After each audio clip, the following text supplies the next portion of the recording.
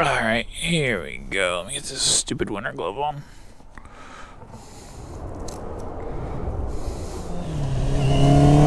Hello, and welcome back aboard my bike with me. Figured with daylight savings being 2 days ago now, I would make a video about the cold weather because it is frigid up here.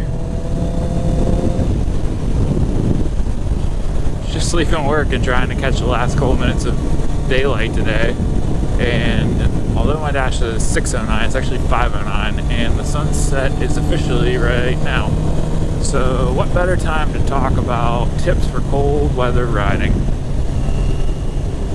First of all, I figured we talk about what I wear, tips for things to wear in the winter if you want to ride and not be absolutely miserable like I was when I first started riding. So, first off, let's talk about the helmet. If it's this cold out, I usually have some kind of snowboard, like neck warmer, face guard on, or if it's super cold, I'll have a balaclava on, I think that's how you pronounce it, which is just like a head sock. Keep your head nice and warm and keep your neck warm. Makes a huge difference. And then also for the helmet, you want to wear a pin lock. Is a game changer. I did not realize how much I was missing out until I got a pin lock. So what it is basically a little piece of plastic that clips into the inside of the visor of your helmet, and it makes an air gap between the outer and inner layer, and it is literally impossible to fog this thing up as long as it's sealed up right. Now that I have a pin lock, I can honestly tell you I will not ride without the pin lock. Even whenever it's warm out, sometimes my visor fogs up on me and I don't feel like having it cracked and blowing wind in my face at Mach 1, so I always keep that in there, and I cannot believe you cannot fog them up. So in the rain and stuff like that, in the warmer weather, it's good because you can't fog your visor, and in the cold weather, whenever you're breathing heavy or just breathing regular, your whole visor fogs and this stops it from fogging. And working our way down, I'll talk about the jacket next.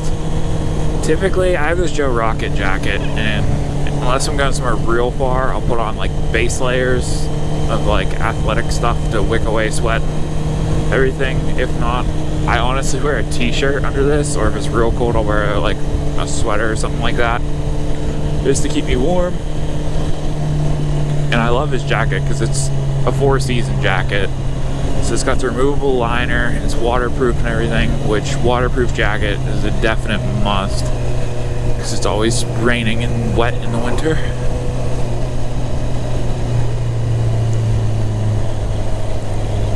And yeah, especially with the weather like around here, it might be like lower 40s in the morning and like the 70s, 80s in the afternoon. So the nice thing is I can just take this liner out and throw it in my backpack and adjust to my temperature.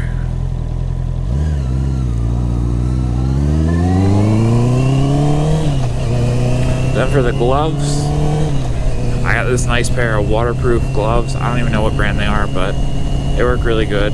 The waterproof is really nice just because it stops all the wind. Where are we stopping?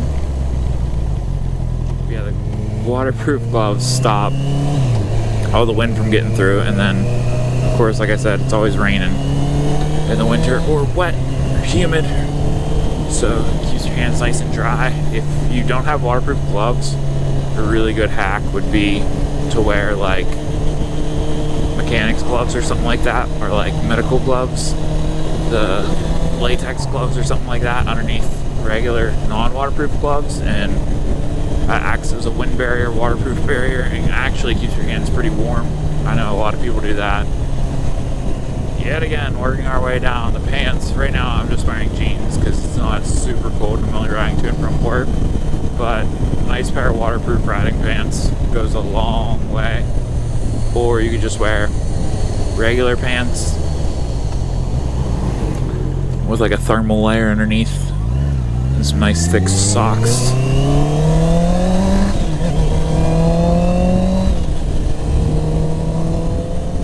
Nice jacket, nice pants. Just layer up a little bit, really goes a long way in keeping yourself warm, and it is crazy on a bike whenever it's cold how much colder it gets on a bike than just standing. Like, it could be weather, you could wear like a hoodie and jeans outside, like 50s, or you're flying on a bike going highway speed or something like that. Wind chill's insane. I might throw a wind chill chart up because I looked at it and it's impressive how much colder it gets whenever you're moving. Now let's talk about the bike.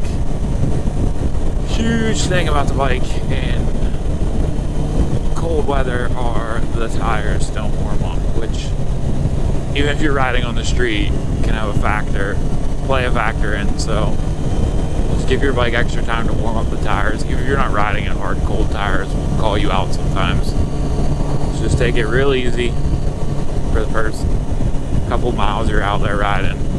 Check your tire pressures often. I know I checked my tire pressure today, and I know I set it the other day in my warm garage at 35, and today it was down to 28, 29, just from being set in a warm garage to sitting outside in like 30, 40 degree weather. The pressure's dropped a significant amount. Also with the bike,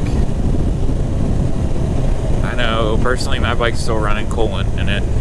Some people take the coolant out and run water wetter, which you gotta be careful in the winter because your coolant can freeze. I actually had that happen on my Miata one time where I was driving it.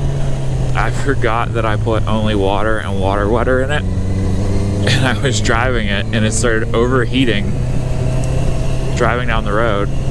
I pulled over, opened the radiator cap, only to find out that it was frozen with the car up to temperature already, just driving it. And driving at highway speed, I guess it froze the radiator.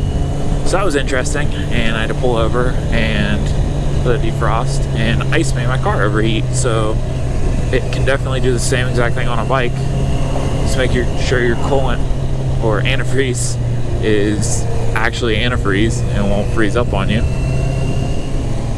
Personally, on my bike, I don't have heated grips, but my 500 has heated grips.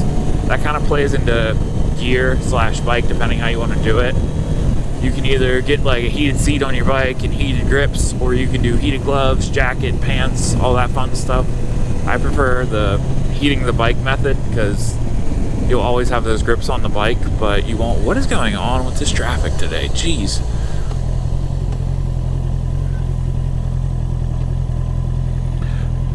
But personally, I like heating my grips instead of my gloves because the bike is always charged and you won't have dead glove batteries. And also the fact that it's always there in case you don't wear different gloves or different gear. You don't have to worry about it. Bro, they're just gonna shut the road down. This is ridiculous. So moving on to the conditions. Obviously it's cold. It's always wet whenever it's cold, which kind of sucks. So be careful of that. Be mindful of snow and ice. Check the weather frequently. I know I check it 1,000 times whenever it's cold. I don't really care when it's hot. If I get caught in the rain, I get caught in the rain. It is what it is. But if it's like below 60, 50, 60s, I will definitely not go out if it's raining. I'm not trying to get caught in the rain whenever it's cold because it's miserable. That's up to you if you want to do that or not. Also with snow and stuff like that, even if it didn't rain, there can be ice on the road. So just look at the roads and whatnot. Avoid black ice because it can be there even if it's above freezing. And it didn't rain, doesn't mean it's not there.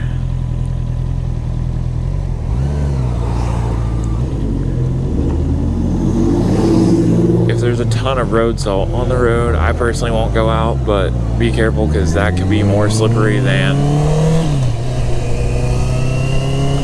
snow and ice itself. Sometimes if you get a big layer of road salt, that can surprise you, or it can be slippery. It's like you're freaking driving on gravel all of a sudden you didn't intend on. Man, what is going on? I cannot get home. Jeez. This time around here, at least in western Pennsylvania, there's also deer, and it's always dark. Watch out, because deer come out this time of night. Devin, she knows what I'm talking about. But seriously, watch out for deer, because they can ruin your day real fast, and they come out of nowhere sometimes. And cars really aren't expecting motorcycles in colder weather, so they're not paying attention. If they even were in the first place, they're not paying attention for sure now. So be prepared for people to ride like idiots, or drive like idiots even more when we're riding in the cold weather.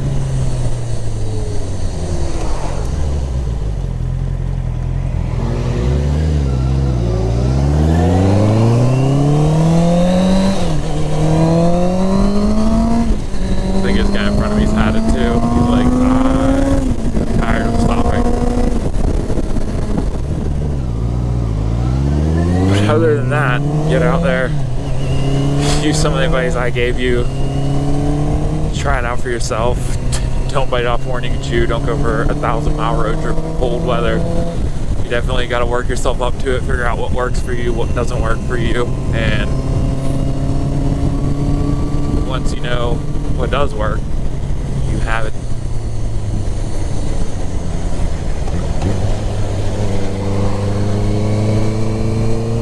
Once you know what does work for you, though, it's really not that bad to ride in cold weather. Honestly, sometimes I prefer to ride in 40-degree weather as opposed to 90-degree weather, but it's all preference. If you don't want to do it, you don't have to do it.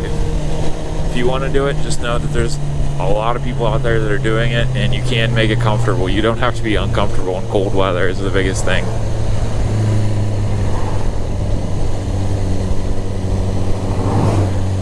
Listen to your body if you do get cold.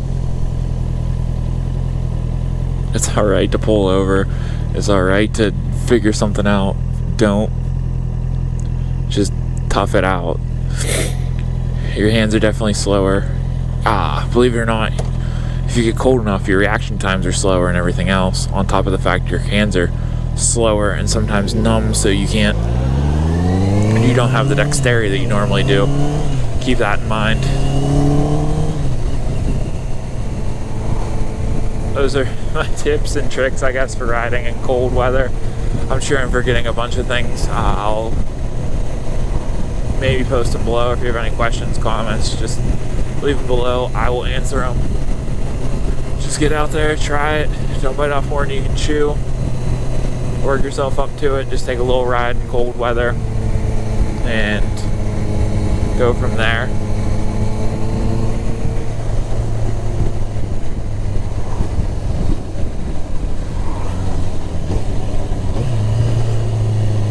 Until next time, though, I will see you guys later.